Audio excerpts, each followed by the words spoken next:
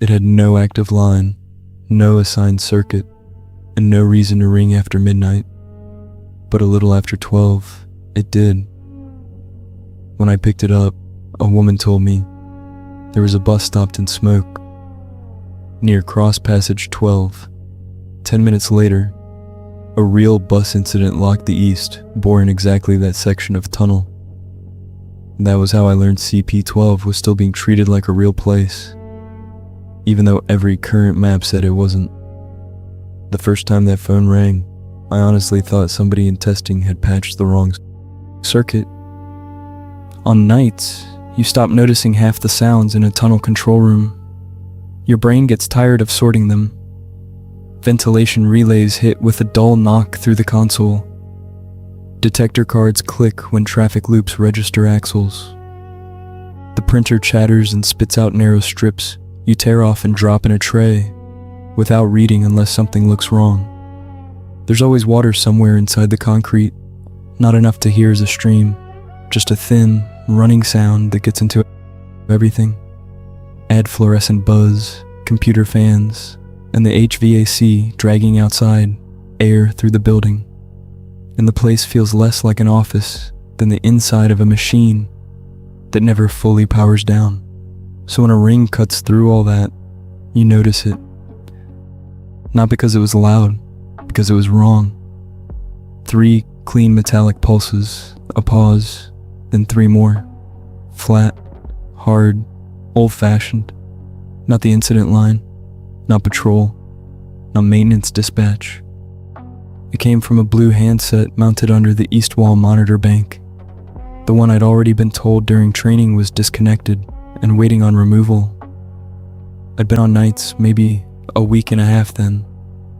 Midnight to 8, East Bore Control, winter schedule, Tunnel Operations Tech 2. The title sounds complicated. Most of the time you're babysitting a road inside a mountain. Watch the cameras, acknowledge alarms. Call tow if something breaks down where it shouldn't. Lower speed if weather gets bad. Write clean incident notes in case some insurance company or county attorney wants to know 6 months later why a lane stayed open 40 seconds longer than it should have. I took the job after I wrecked my knee working EMS. Nothing dramatic. I slipped on an ambulance liftgate in freezing rain while trying to load a man who kept apologizing for being heavy, which is still a sentence I remember for no good reason. Rehab dragged on. Street work was over for me after that. The tunnel authority liked hiring ex-first responders because we already knew how to keep our voices flat on a headset and fill out paperwork without editorializing. When the phone rang, my supervisor Graham didn't even turn his head.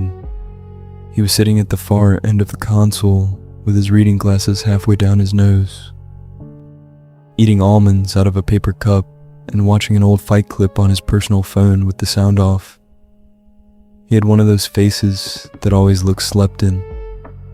Thick gray mustache, broken veins around the nostrils, skin weathered by cold air, bad coffee, not caring much about it either. He said, "Leave that one alone." I waited for the rest of the sentence. When it didn't come, I said, "I thought it was dead." "It is." "Then why is it ringing?"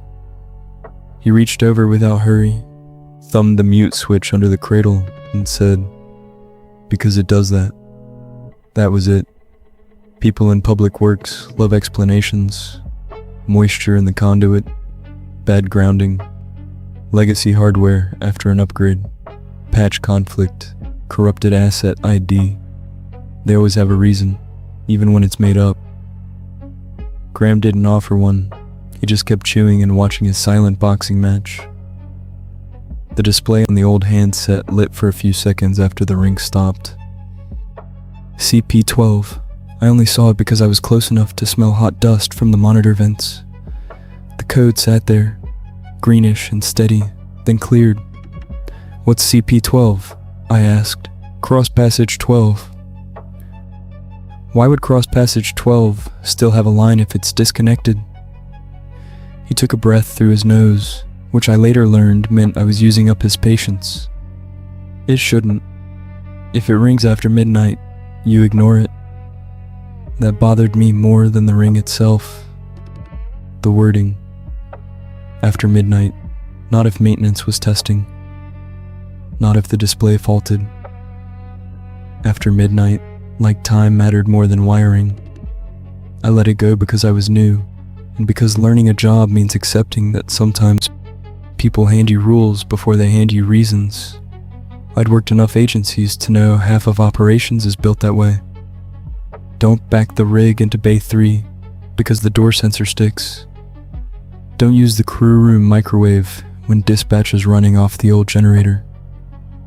Don't write driver claims phantom deer in an official report, no matter how sincerely the driver says it.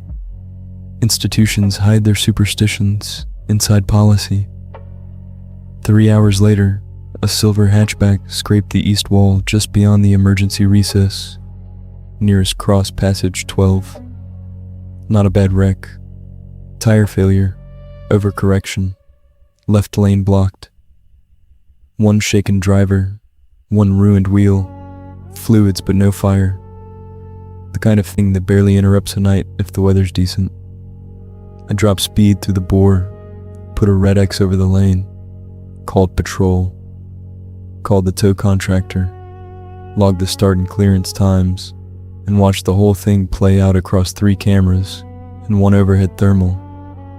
The driver was outside the car before patrol even got there, pacing and windmilling his arms. You learn to read body language on mute after enough nights. Drunks lean wrong. Angry people point at traffic. Scared people keep turning back to the vehicle like they left someone in it. This guy kept looking at the wall. When patrol keyed up, I had the radio just loud enough to catch it. He says he swerved for a person. Where? Shoulder by the recess. Claimed somebody was waving. I switched through the feed. There was nobody there before impact, nobody after. Just runoff streaks on tile, old soot in the grout if you knew where to look, and that shallow recess with the cabinet door. When I started typing the report, Graham leaned over and tapped the desk once. Don't include that part. The driver statement? Driver distraction, he said. Headlight glare, fatigue, weather. Pick one of the normal ones. He specifically said a person. He also put his car into a concrete wall. We're not putting every frightened sentence from every motorist into an insurance packet. He said it casually enough that I might have let it go if he hadn't already told me not to answer the blue phone. That's how it started for me. Not with a ghost, not with some huge dramatic incident. With small instructions that didn't line up. Ignore this call, leave that out. Use the ordinary explanation, even when the ordinary explanation doesn't fit. Once you notice that, work changes shape on you. The official story about the tunnel was simple. 6 years earlier, after a fire in the East Bore, the county and state had thrown money at the place. New cameras, new suppression line, new ventilation controls, upgraded egress lighting, fresh signage, new fire phones, new software, modern facility. Lessons learned, resilient infrastructure. There were press releases, ribbon-cutting photos, and all the usual language people use when they're trying to make the public forget the first version burned. The unofficial reality was what you find in a lot of public infrastructure that's been fully modernized. New system draped over old bones. Cabinets still live behind locked doors because no one wanted to pay for full demolition. Miles of abandoned coppers stay in walls because removing them means closures and bad headlines. Asset IDs survive upgrades the way old neighborhood names survive a redevelopment. Things aren't removed, they're outlived. Then eventually, somebody new sits down in a chair and gets told that if this one light comes on after midnight, pretend you didn't see it. I worked nights mostly with Graham and Lena. Graham was exactly the kind of supervisor you get in places where nobody glamorous wants the shift.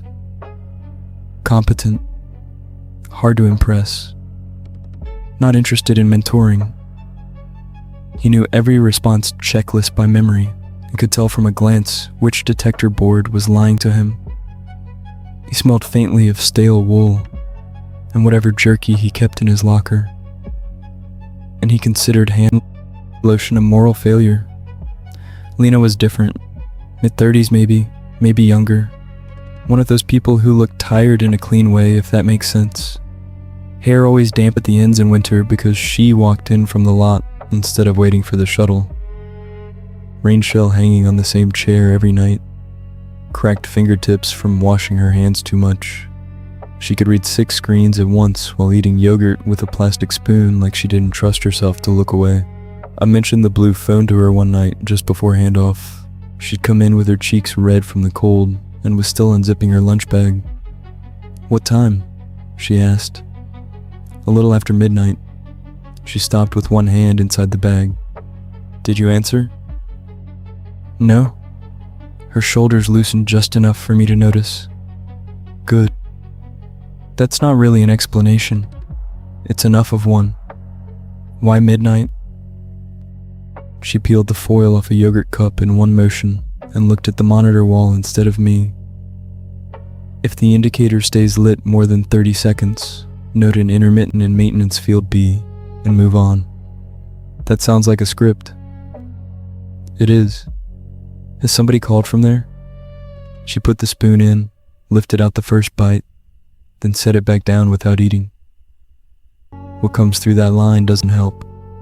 I waited. She finally took the bite, swallowed, and said, "This is one of those things where asking for the full story gets you a meeting, not an answer." That was more than Graham had given me, which only made it worse. Tunnel nights are dull in a way that sharpens your attention. You do hourly board checks, portal weather, sump status, lane control signs, camera tours, clear nuisance alarms. Compare pavement temp to air temp and argue with yourself about whether black ice is likely at the approaches. Around 1:30, the first wave of drivers who shouldn't still be awake starts showing itself. Families with squalling kids, men in pickups drifting against lane markers because they're 2 energy drinks past alert and 1 hour from home. Contractors hauling enclosed trailers so badly packed you can tell by the sway they're about to make their problem everybody else's. You start recognizing routines through glass. Tourists who slow down because the lights make them feel fast. Commuters who stop and break down bays and sit gripping the wheel until their breathing settles. Once, a woman in a rental car changed a toddler's diaper in the front passenger seat while her hazard lights blinked and 300 cars an hour passed her by. Twice, I watched drivers pull into the recess near CP12 just long enough to cry. There's a posture to it. Elbows up, head down, trying not to make a scene where nobody can see you except the state. The second call came during freezing rain. I remember the time exactly because I was halfway through a pre-treatment request and had written the pavement temp at the top of the form. 31 degrees at East Portal, steady drop, precipitation alight, but persistent. My coffee had gone cold. The room smelled like wet nylon from Graham's coat, and the citrus cleaner day shift used too heavily on shared keyboards. The blue phone lit up, same code, same 3 beats, pause, 3 beats. Graham was in the restroom at the back. Lena was off that week. It rang twice and stopped. I went back to the pre-treatment form. Then the line opened by itself, no ring, just a click and an open channel. I could hear line hiss and something farther back, rhythmic and metallic, like a loose panel tapping under moving air. A woman said very quietly, "There's a bus stopped in the smoke." I looked up at the airboard before I even realized I was doing it. Carbon monoxide normal, visibility normal.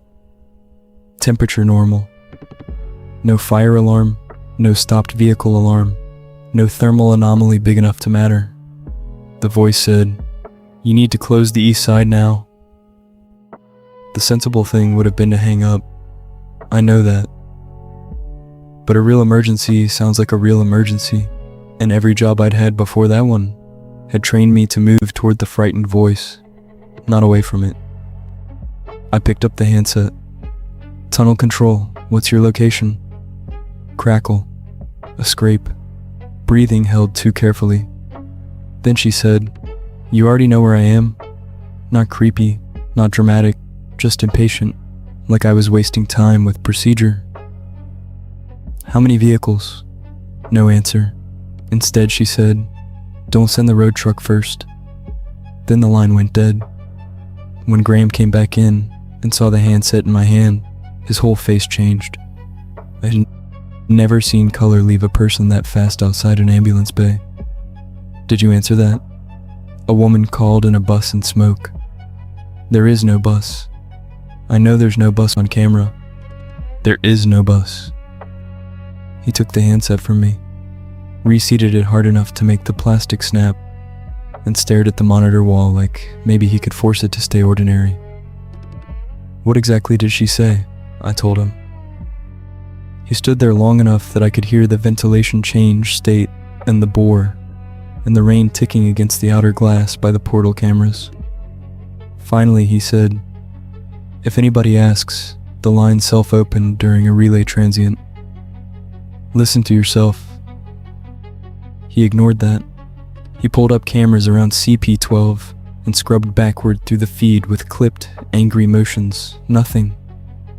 Just headlights, wet pavement sheen, drivers leaving too much following distance because freezing rain makes even bad drivers cautious for about 20 minutes. 10 minutes later, a charter coach clipped mirrors with a box truck just east of that section. Not a major crash, nobody died, but both vehicles locked the lane. Both drivers stopped where they were. Brakes smoked, traffic stacked, and I had to close the east bore for 12 minutes while patrol sorted out the argument and got them moving. A bus stopped in the smoke. That was what she said. Afterward, Graham wrote most of the incident report himself. That never happened unless management was already nervous. He had me enter the weather and closure times, then he took over narrative, printed it once, marked corrections, printed again. The first copy went through the shredder. The shred bin beside his station had one strip of paper hanging out where the teeth hadn't caught clean. I pulled it when he went for coffee. Unverified emergency call received on inactive CP line prior to event. That line did not make the final report. After that, I stopped asking straight questions because straight questions hit walls. I asked sideway ones instead. Asset maps, archived maintenance tickets, old incident keywords, cross passage 12, inactive line, legacy phone, east event, retrofit access, dead zones in the software. The system gave me almost nothing, which in my experience means there was once something there, and somebody put time into making it hard to find. I found an early engineering drawing in the digital archive that showed CP12 before the rebuild. The current cross passages are basic, narrow concrete connector, fire door on each end, cabinet, emergency lights. Enough room for a person to move through fast if they have to. The old drawing showed something wider, a recess, a side room off the main passage, labeled service, alcove/refuge during retrofit, not public facing, not on the current plans. The other thing I found was stranger. In the equipment register, the sequence jumped from CP11 to CP13. No clear decommission work order for 12, just a note reference to post-event removal and an empty attachment field. Same thing in the phone log, equipment numbers before and after, but the actual removal record was missing.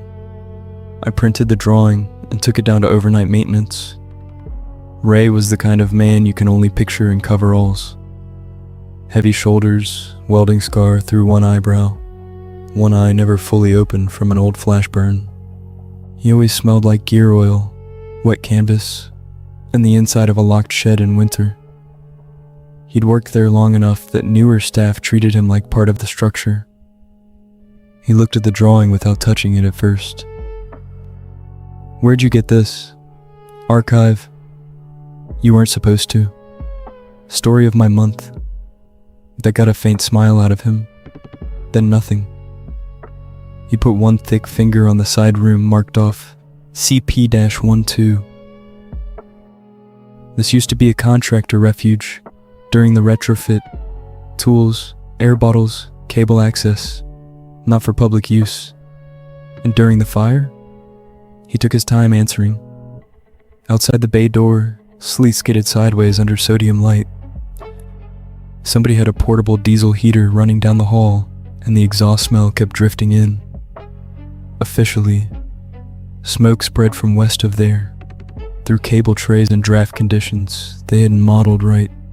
Unofficially, men ran where the light told them to run. How many got trapped? He scratched the edge of the paper with a dirty thumbnail. Depends who's counting. That's not an answer. "No," he said, "it's the one you get." I asked him about the phone. He looked over my shoulder at the shop camera dome before he spoke. Not fear, habit. The reflex people get after years in a place where the wrong sentence becomes an email. The old fire phones were straight copper, hardwired, separate from the new network. If one of those pairs still has continuity somewhere, weird things can happen. Like what? He set the drawing down. Like management tells you not to answer. That should have satisfied me. It didn't. Once a thing is spoken to you in a human voice, a wiring explanation doesn't hold. The third time the line opened, I let it talk first. No greeting, no ring, just click, hiss, breath. A man said, "We shut the west door, but it came back through." He sounded busy more than afraid. That's the part that stuck, not someone panicking, someone working a problem while the problem outran him. Then he said, "Is the east side still clear?" I checked the live feed at CP-12, then adjacent cameras, then thermal. Nothing that would justify a closure. Truck traffic normal. A sedan too close to the lane line. Glare bouncing off damp tile. "Who is this?" I asked. "Don't let them stack behind the coach." "What coach?"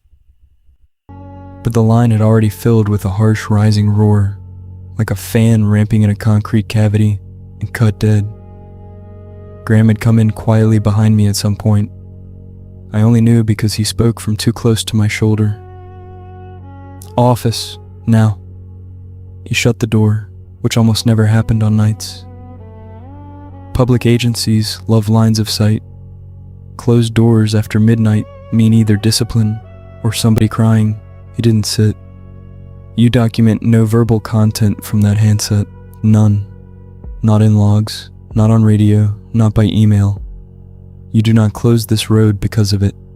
You wait for camera, sensor, patrol, or public line confirmation. So everyone's just agreed this is normal.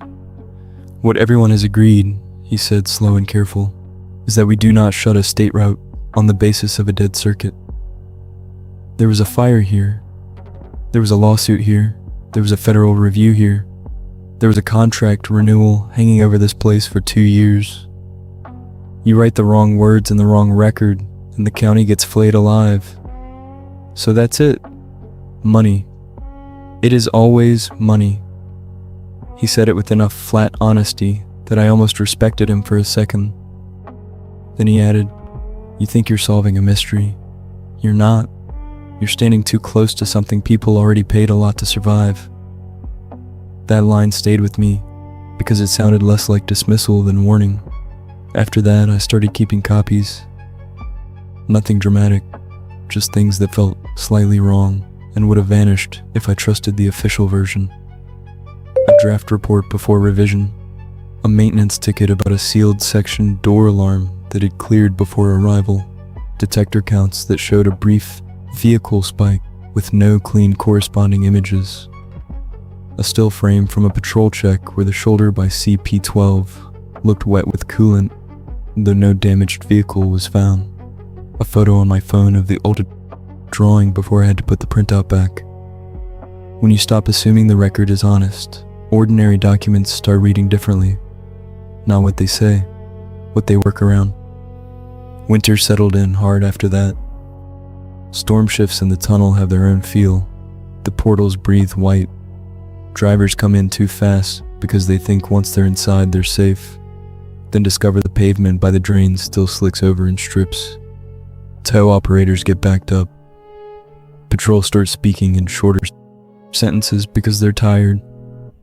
The control room smells like wet boots and reheated soup. Hours disappear into tasks, chain advisory, wind warning, stall, debris, weather update, lane reopened, repeat. It was during the first real snow, a thick one that packed to the shoulders before plows could keep up, that the line opened and I heard a child cough. Not some theatrical cough, a real one. Raw, wet, tired. The kind kids get when they've been breathing bad air too long and they're too exhausted to complain properly. Then the same woman as before said, "They're getting sleepy." Every part of me went cold at once. I checked the airboard. Carbon monoxide normal. Visibility normal. Heat normal. Cameras showed moving traffic under the sodium wash. "If you wait for the cameras," she said, "you'll only see the lights." I reached for the full closure control. Graham caught my wrist. He had moved without a sound, which was impressive for a man his age with his knees. "You don't shut this bore, because a voice says lights. What if she's telling the truth? What if she isn't?" I yanked free and called roving patrol on private channel instead. Not a full closure. A welfare check. Possible occupied disabled vehicle near East CP-12. Unconfirmed. Use caution. Graham swore but let me finish because technically I hadn't violated policy. Not yet. I tracked the patrol unit by camera as he came into the bore with the amber bar on low flash. He slowed at E43, reached E44, stopped. And the feed did something I still can't explain cleanly. Not static, not drop signal. The image jerked backward over itself, as if the buffer couldn't decide which few seconds belonged there. In one frame, the patrol SUV sat alone in lane. In the next, there was something pale and broad ahead of it, side on, like the flank of a coach bus picking up tunnel light. And then it was gone.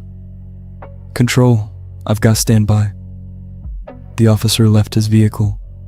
On the side camera, I could see him at the edge of frame. Flashlight cutting through runoff and fine mist, he disappeared past the recess. When he came back on radio, his voice was still professional, but tighter. "No vehicle on arrival. I have fresh glass in the gutter. Green safety tint. Also residual heat on wall surface. Request second unit." "What kind of vehicle glass?" I asked before Graham could take the mic. "Looks like coach panel. Large side glass." The second unit found a child's mitten under the emergency cabinet. Pink knit, wet, clean enough that it had not been there long. No snow on it, which mattered. Anything carried in from outside that night got tracked with dirty melt. This looked like it had fallen indoors. I know how weak that sounds when you lay it out like evidence. A mitten, some glass, a glitch. If you heard that in a break room from a tired guy on nights, you'd nod and back away. I know, but people who work around incidents learn to trust small debris. Small debris tells the truth after people stop trying to. From that night on, even Graham stopped acting like the handset was just a nuisance. What he did instead was somehow worse. He came in one shift with a paper binder from a locked cabinet and kept it under the console within arm's reach. No label on the spine. I saw inside once when he was moving fast. It wasn't technical documentation. It was language, pre-written memos, templates, spurious legacy activation, no corroborating event data, intermittent false indication concurrent with weather anomalies. Somebody, somewhere, had built an administrative chute around this thing, not to solve it, to contain it on paper. A week after the snow incident, Lena finally gave me more than a rule. She was rubbing unscented hand cream into her knuckles while watching the monitor wall. The skin around her nails was split and red from dry air and sanitizer. "You want to know why nobody answers after midnight?" she said. "Yes. Because the people who used to answer it stopped agreeing on what they heard." That hit harder than if she'd said the place was haunted. What does that mean? It means one operator heard a woman asking for smoke doors, one heard a maintenance guy reporting a fuel spill, one heard somebody reading license plates. Same line, same time, same event number. That's not possible. That sentence has burned a lot of time in conference rooms. Did anyone go check? Of course they did. That's the problem. She kept her eyes on the cameras as she talked, which made it sound less like gossip and more like reciting from memory. First year after the fire, they treated every call like live traffic. Full response, closures, fire, EMS. They spent a fortune, and all it bought them was things nobody could classify. Heat where nothing should be warm. Impact marks with no striking vehicle. Old lighting patterns on archived camera segments. Bits of debris from vehicle types not present in any verified event. Enough to ruin your day, not enough to survive public records. Were there people in the fire? She was quiet long enough that I thought she wouldn't answer. Then, enough that the exact number matters very much to some people and not at all to others. I asked whether recordings still existed. That was the first time she looked directly at me, in a way that made me feel young and stupid. "If you want to keep sleeping, don't go digging for audio." I dug anyway.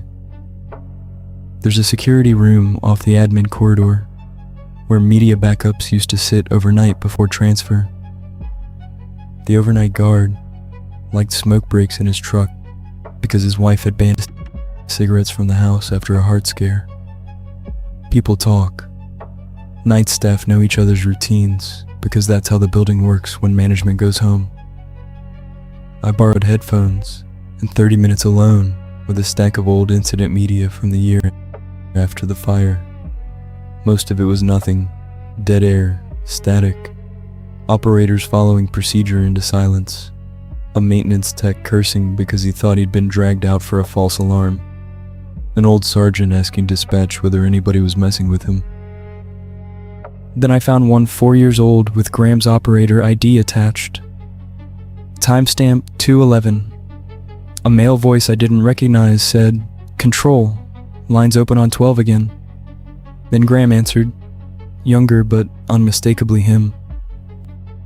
12, this is East Control. State your emergency. 3 seconds of hiss. Then someone came on the line. It sounded like me. If you want to be strict, I can't prove it was me. The audio is compressed and thin. But it was my cadence, the way I flatten the tail of a sentence when I'm trying to stay calm. The slight pause before numbers, the same thing my ex-wife used to mimic when she wanted to annoy me.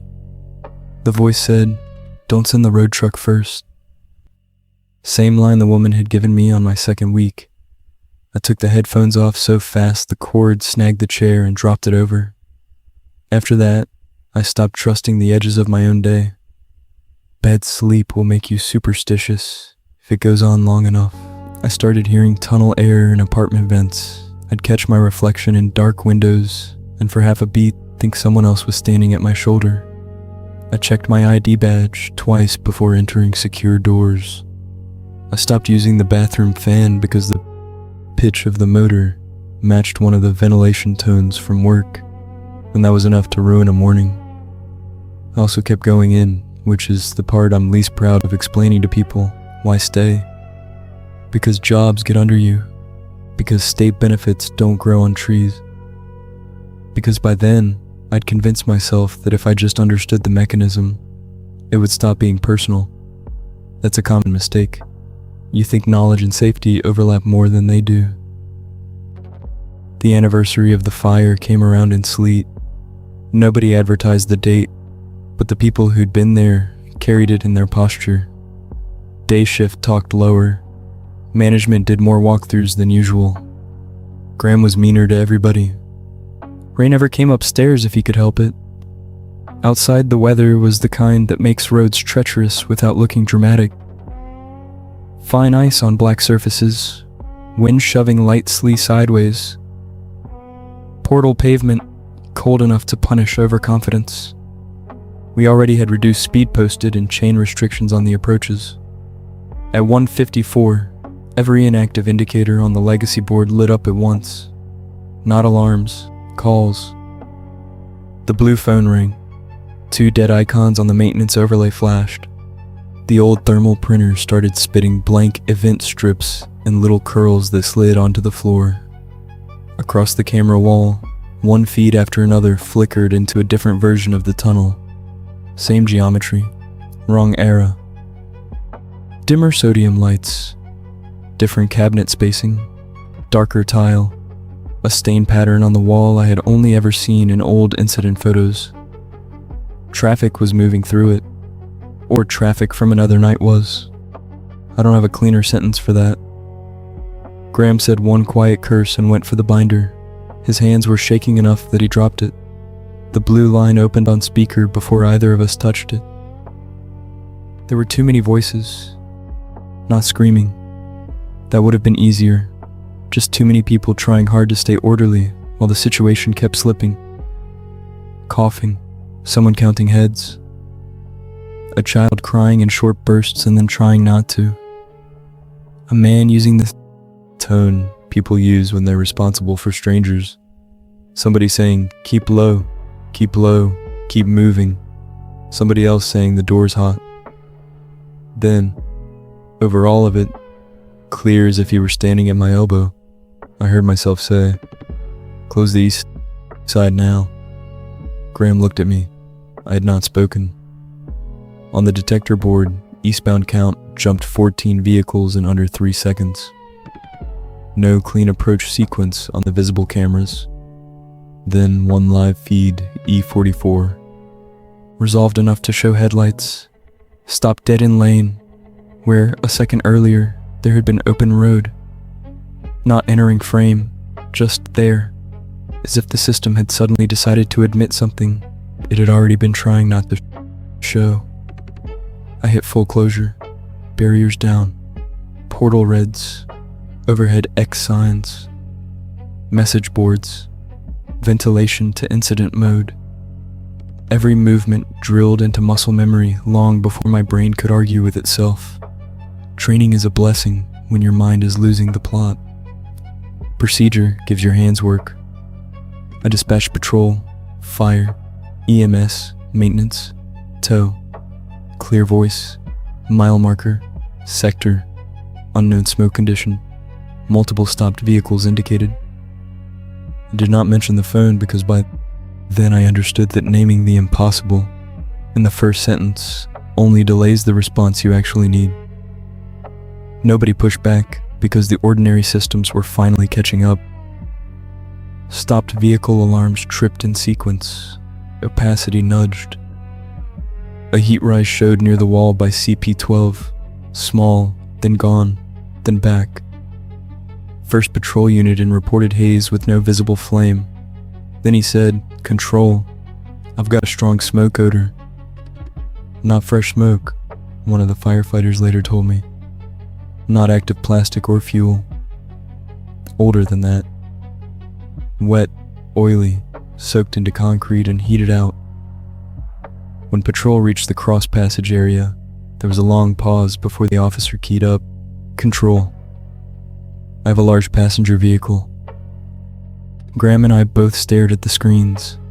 Haze, glare, broken reflections, something pale and long-windowed, half in a recess that did not exist on the current plan and should not have existed at all. A bus, I said, another pause. Looks like one. It wasn't there when fire walked up on it less than 2 minutes later. That sentence has sat in my mouth for years and still sounds stupid. The patrol officer saw it. His dashcam caught part of a pale side, a run of dark windows, then distortion and washout. Fire got to the exact location and found no bus, no occupants, no drivable obstruction. What they found instead was a fresh smear of hot rubber, spider cracks in wall tile at mirror height, and 3 neat bands of condensation on the concrete, exactly where large, side windows would have blocked heat from the wall. They also found paper evacuation cards scattered in the gutter, with a Tunnel Authority logo from before the rebuild.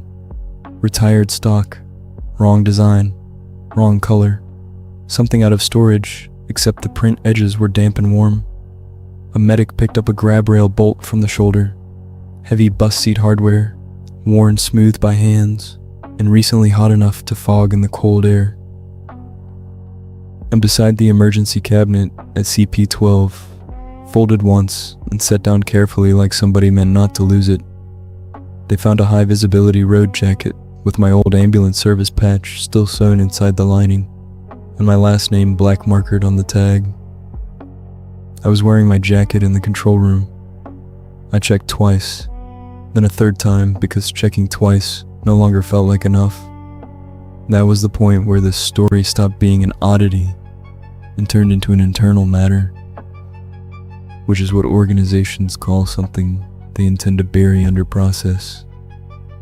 I was put on leave pending review, not suspended officially, just removed from operations while they evaluated procedural decisions made during a severe weather anomaly. Graham retired 3 months later, earlier than anyone expected. Lena transferred to Signals and stopped answering personal messages. Ray took himself off night call out and then more or less vanished into days until retirement. The official summary mentioned cautionary Clocarcador closure, weather-related systems irregularities, no public injuries, no verified stranded mass transit vehicle. It did not mention the handset, the voices, the old lighting pattern, the glass, the cards, or the jacket. I kept one thing because nobody saw me take it. A thermal printer strip from that night, curled and already fading at the edges by the time I got home. 2 lines only, 15408 incoming line. Operator 2. That was my station. When people ask why I left a job with overtime, pension, and better health insurance than most counties offer, I give them the version they can use at barbecues. Bad sleep, stress, knee got worse. After a big incident, I decided I didn't want nights anymore. All of that is true. It just isn't the part that matters. The part that matters is what I found when I requested my personnel file months later. I wanted to know whether my voice had ever been used in training scenarios, whether some clerk had misfiled audio somewhere, whether there was any bureaucratic explanation ugly enough to be believable. Buried in Access audit history was an operator assignment record showing my employee ID active at East Control 3 years before I was hired. Same station, same shift block. The entry was later corrected. Then when I checked again 2 weeks after that, it was gone. Last winter, driving home through sleet on a 2-lane road in the foothills, I got a call on my personal phone from an unknown number. No caller ID, no location, just open air and that same concrete hum underneath it, the one you hear in tunnels when the fans are moving enough volume that the sound turns into pressure. I should have hung up. Instead, I listened. A woman said, calm as ever, "Are you still closing the east side first?" I pulled over so hard my rear tires touched the ditch gravel. By the time I looked at the screen, the call was gone. No number, no saved log entry. Just the phone app refreshing as if a notification had been dismissed. I sold that car a month later, though not because of the call. At least, that's what I told myself. Better mileage, fewer winter issues, less road noise. The truth is, after that, every time I drove through any tunnel at all, I found myself counting cross passages without meaning to. I'd tell myself not to, then catch my lips moving anyway.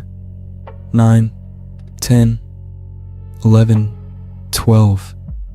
And at 12, I always got the same feeling. Not that something was waiting there, that it had already tried to reach me, that somewhere ahead of me, there was a version of the road where I hadn't answered yet, and people were still breathing whatever was in the air, waiting for a voice they thought belonged to somebody in control. Sometimes, late, just before sleep, I think about the woman on that line, and the way she never sounded frightened for herself, only impatient with me, as if from where she was standing, the problem had already happened and my part in it was old news. That may be the worst part of all. Not that something impossible called. That when it did, it sounded like someone who had been let down before,